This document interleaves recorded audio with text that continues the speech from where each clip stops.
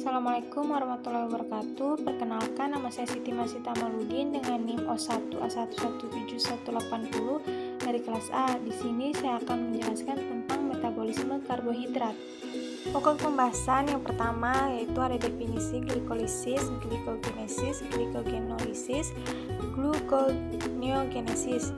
Kedua yaitu ada siklus glikolisis, siklus Krebs, rantai respirasi. Yang ketiga itu hubungan metabolisme karbohidrat, lipid, asam amino.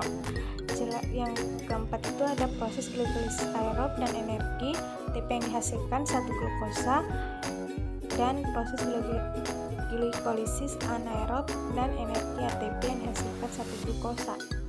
Baik, yang pertama itu membahas definisi glikolisis, glikogenesis, glikogenolysis, gluconeogenesis. Yang pertama, glikolisis. Glikolisis adalah reaksi pelepasan energi yang memecah satu molekul glukosa terdiri dari 6 atom karbon atau monosakarida yang lain menjadi 2 molekul asam pirufat terdiri dari 3 atom karbon, 2 NADH, dan 2 ATP. Kedua itu ada glikogenesis. Glikogenesis merupakan reaksi pembentukan glikogen dari glukosa. Tahap pertama dalam proses metabolisme karbohidrat yaitu pemecahan glukosa menjadi asam pirufat disebut glikogenesis. Kemudian asam pirufat tersebut akan dioksidasi menjadi asetil-CoA yang kemudian akan masuk ke rangkaian siklus asam sitrat untuk diubah menjadi energi dalam bentuk ATP. Ketiga itu ada glikogenolysis, merupakan kebalikan dari glikogenesis, yaitu reaksi pemecahan glikogen untuk menghasilkan glukosa. Enzim yang berperan dalam glikogenolysis ini adalah enzim fosforilase, enzim alpha-1,4-glukosil transferase, dan enzim pemutus percabangan atau debranching enzim. Pemecahan glikogen terlebih dahulu harus dipecah untuk dapat memperoleh glukosa sebagai energi. Yang terakhir itu ada gluconeogenesis, adalah sintesis glukosa dari senyawa bukan karbohidrat, misalnya asam laktat dan beberapa asam amino. Proses gluconeogenesis berlangsung terutama dalam hati. Asam laktat yang terjadi pada proses glikolisis dapat dibawa oleh darah ke hati. Di sini asam laktat diubah menjadi glukosa kembali melalui serangkaian reaksi dalam suatu proses yaitu gluconeogenesis atau pembentukan gula baru. Berikutnya itu penjelasan siklus glikolisis, siklus Krebs, dan rantai respirasi. Yang pertama itu ada jalur glikolisis. Glikolisis adalah rangkaian reaksi kimia penguraian glukosa yang memiliki 6 atom C menjadi asam pirufat senyawa yang memiliki 3 atom C, NADH, dan ATP. NADH adalah koenzim yang mengikat elektron H sehingga disebut sumber elektron berenergi tinggi. ATP merupakan senyawa berenergi tinggi. Setiap pelepasan gugus fosfatnya menghasilkan energi. Pada proses glikolisis, setiap satu molekul glukosa diubah menjadi 2 molekul asam pirufat, 2 NADH, dan 2 ATP. Glikolisis memiliki sifat-sifat antara lain glikolisis dapat berlangsung secara aerob maupun anaerob. Glikolisis melibatkan enzim ATP dan ADP, serta peranan ATP dan ADP pada glikolisis adalah memindahkan atau mentransfer fosfat dari molekul yang satu ke molekul yang lain. Pada sel eukariotik, glikolisis terjadi di sitoplasma. Glikolisis terjadi melalui 10 tahapan yang terdiri dari 5 tahapan penggunaan energi dan 5 tahapan pelepasan energi. Berikut ada gambar di samping tentang tahap penggunaan energi dan tahap pelepasan energi. Yang pertama itu ada tahap penggunaan energi. Yang paling atas itu ada penambahan gugus fosfat pada molekul glukosa dengan bantuan enzim heksonikase sehingga terbentuk glukosa 6-fosfat. Glukosa 6-fosfat diubah menjadi isomernya yaitu fruktosa 6-fosfat. Fosfofruktokinase mentransfer gugus fosfat dari ATP ke fruktosa 6-fosfat fruktosa 1,6 bisfosfat.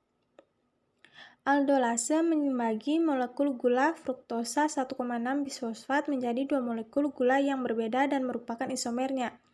2 molekul gliseraldehid fosfat masing-masing akan masuk pada tahapan glikolisis selanjutnya. Yang berikutnya itu ada tahap pelepasan energi. Pertama itu ada trisofosfat dehidrogenase mengkatalis pemindahan elektron dan H+ dari substrat gliseraldehyde fosfat ke NADA+ membentuk NADH. Glikolisis menghasilkan ATP. Gula telah diubah menjadi senyawa asam organik oleh fosfoglycerokinase.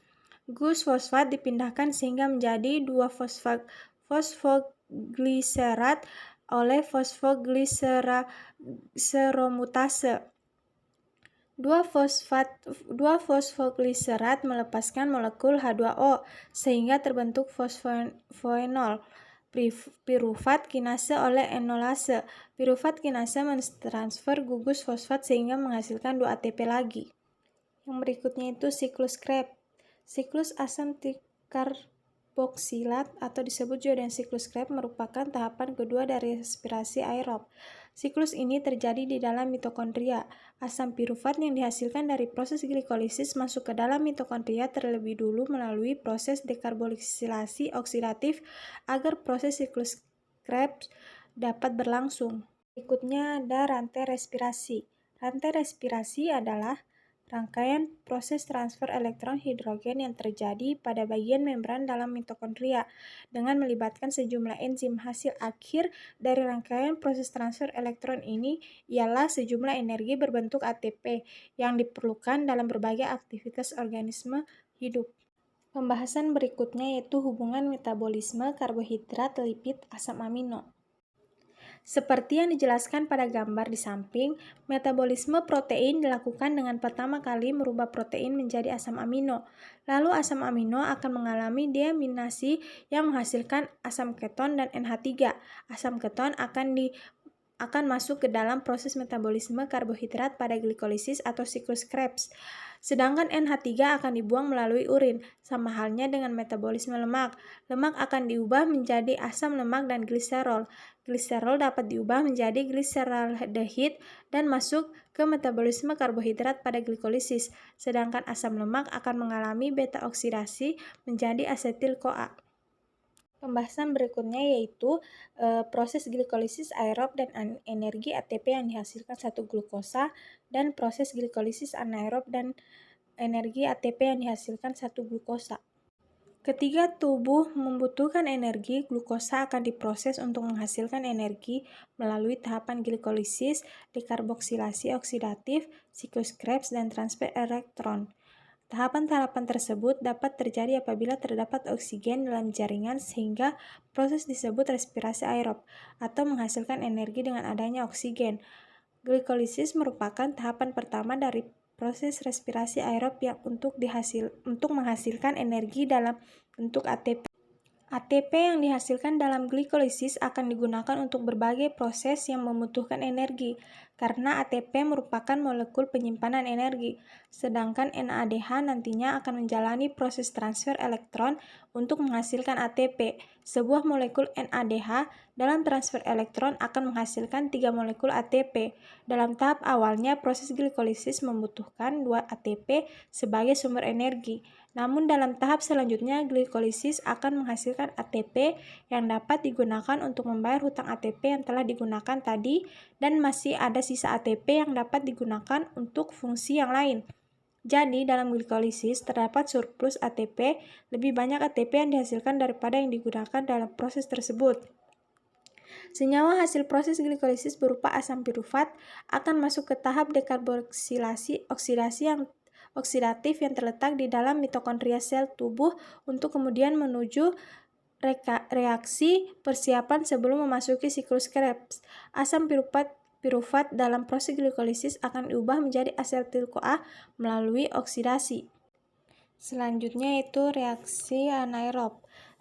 Respirasi anaerob merupakan respirasi yang tidak memerlukan oksigen atau O2. Respirasi anaerob terjadi di bagian sitoplasma yang bertujuan mengurangi senyawa organik. Respirasi aerob menghasilkan sejumlah energi yang lebih kecil yaitu 2 ATP. Proses respirasi anaerob didapati pada reaksi fermentasi dan pernapasan intramolekul. Respirasi anaerob, glukosa dipecah secara tidak sempurna menjadi komponen H2O dan CO2. Di respirasi anaerob, hidrogen bergabung bersama sejumlah komponen yaitu asam pirufat, asetaldehida yang selanjutnya membentuk asam laktat dan etanol. Respirasi anaerob dikenal juga dengan istilah fermentasi. Fermentasi adalah perubahan glukosa secara anaerob yang meliputi glikolisis dan pembentukan NAD. Fermentasi menghasilkan energi yang relatif kecil dari glukosa.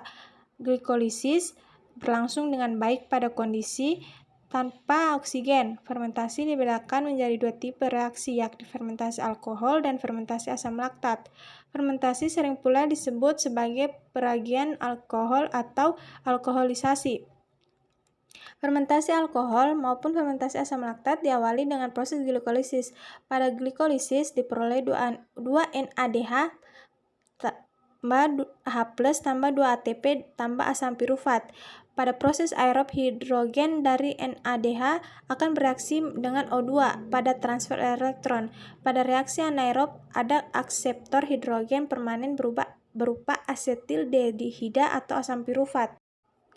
Respirasi anaerob dapat berlangsung di dalam udara bebas, tetapi proses ini tidak menggunakan O2 yang tersedia di udara. Reaksi anaerob di atas menghasilkan energi sebesar 2 ATP. Tujuan fermentasi sama dengan respirasi aerob, yaitu mendapatkan energi. Hanya saja energi yang dihasilkan dalam respirasi anaerob jauh lebih sedikit daripada respirasi aerob. Respirasi anaerob hanya dapat dilakukan oleh kelompok mikroorganisme tertentu atau bakteri, sedangkan pada organisme tingkat tinggi belum diketahui kemampuannya untuk melakukan respirasi anaerob. Sekian materi dari saya, terima kasih. Assalamualaikum warahmatullahi wabarakatuh.